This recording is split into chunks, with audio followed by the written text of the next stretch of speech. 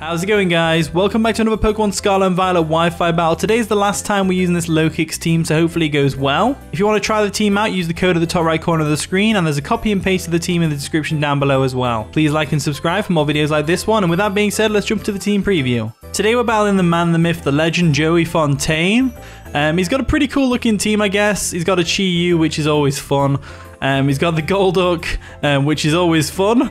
The Baxcalibur, Ting-Lu, they're going to be tough to deal with, especially the Baxcalibur if it gets it for Dragon Dance. But we do have the Skeledirge in the back, which can unaware and stuff like that. But other than that, I feel like Baxcalibur's not going to do too much this game. But they're probably going to lead off with the Grimmsnarl so that they can get off some nice and powerful screens. I kind of want to go for a first impression first, because first impression is +2 priority, so it'll make it past the screen. So I'm going to lead off with the Lokix on the Grimmsnarl lead, just to get some damage off on it, and then we'll go from there.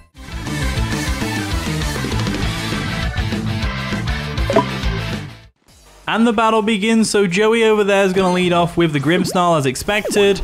Nice and shiny as well, as we lead off with Carmen the Lokix. So we're in a decent position. We can go straight for the first impression. It should out-prioritize their Reflect or their Thunder Wave they want to go for. I'm not too bothered about the Thunder Wave either, if they do decide to go for it. In fact, they can't go for Thunder Wave because I'm a Dark type, so, you know, that's awesome.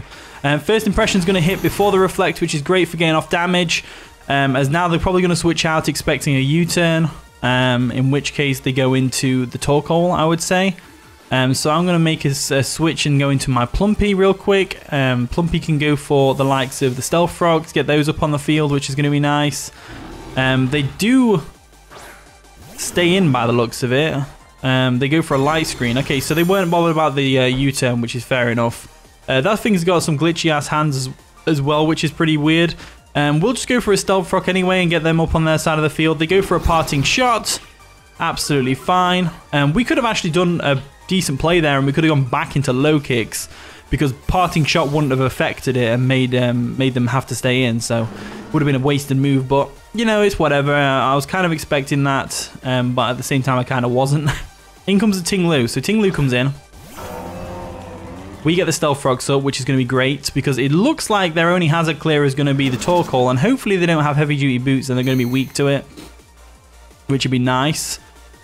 So getting the Stealth Frogs up is going to be nice and powerful for us. I'm going to go straight into my... I could go into Baxcalibur here, or I could go into my Lokix. I think I'm going to go Lokix, just because they're probably going to set up their own hazards real quick. And then we can go for a nice and powerful Choice Banded U-turn, which would be nice.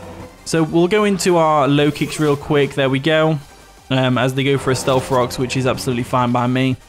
Don't mind the Stealth Rocks too much. We do have a Defogger in the Corviknight for later if we need to.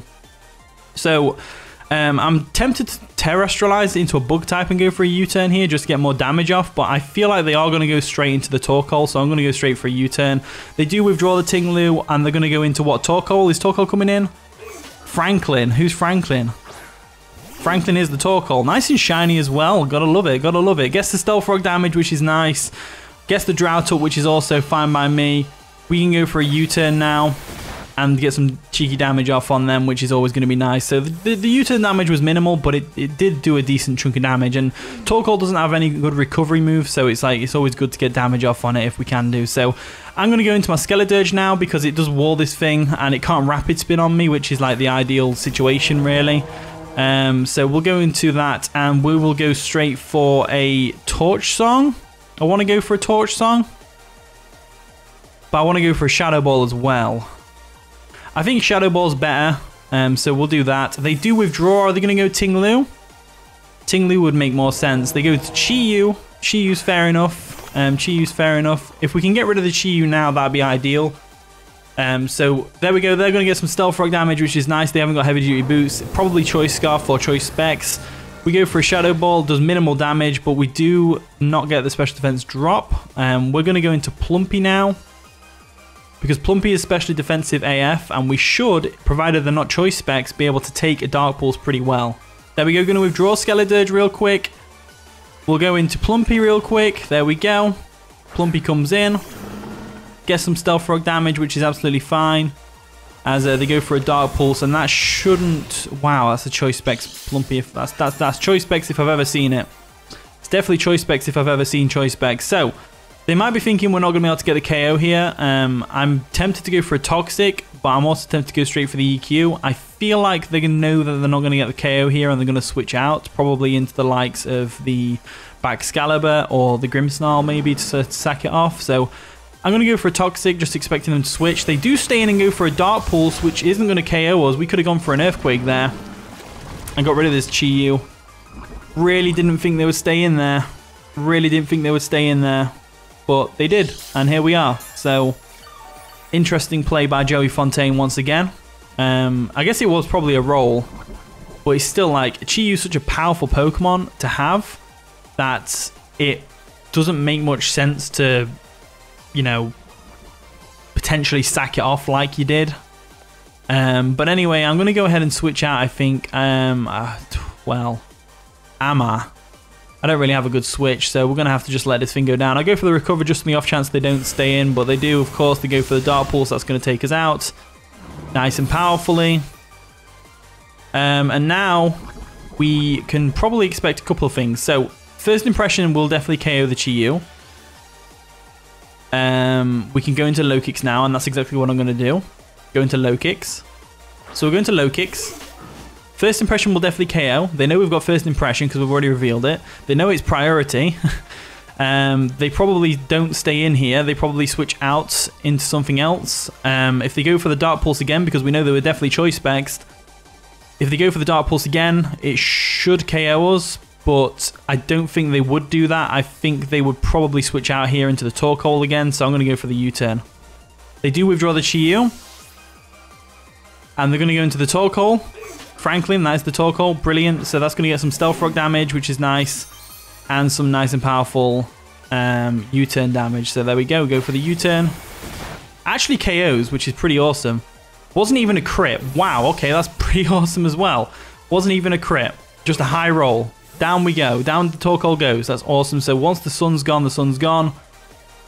We can now go into whatever we go into dies to Chi-Yu. That's the problem. That's the problem. So I guess in this instance we go into Baxcalibur because it's got the higher chance of living. The Chi-Yu's attack, pretty much highest chance we've got.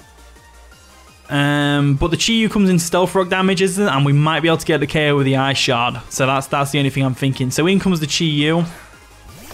Get some Stealth Rock damage to it, and some Toxic damage as well.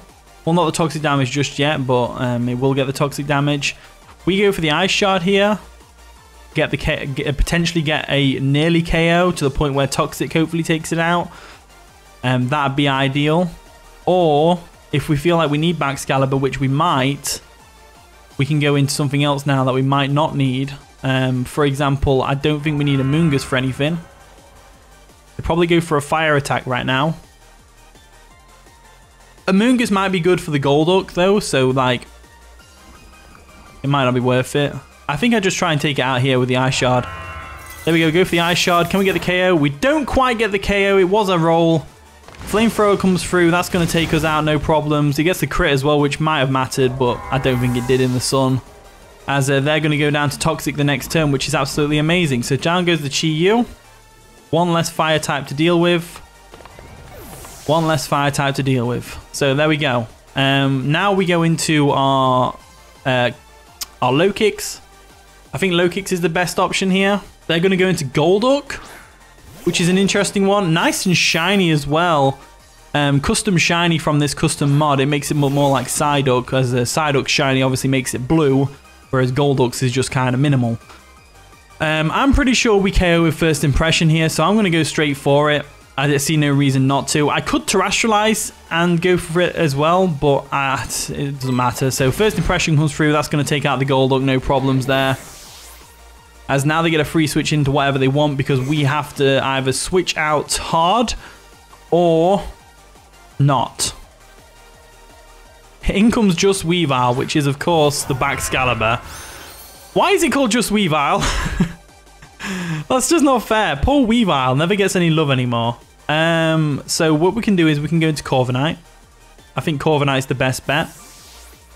Corviknight's the best bet. There we go, into Corviknight. If they go for a Dragon Dance here, we're kind of screwed, but at the same time we're not. because we can get some damage off with Corviknight, no problem. They go for the Dragon Dance. All right, cool. So Dragon Dance comes through. Dragon Dance comes through.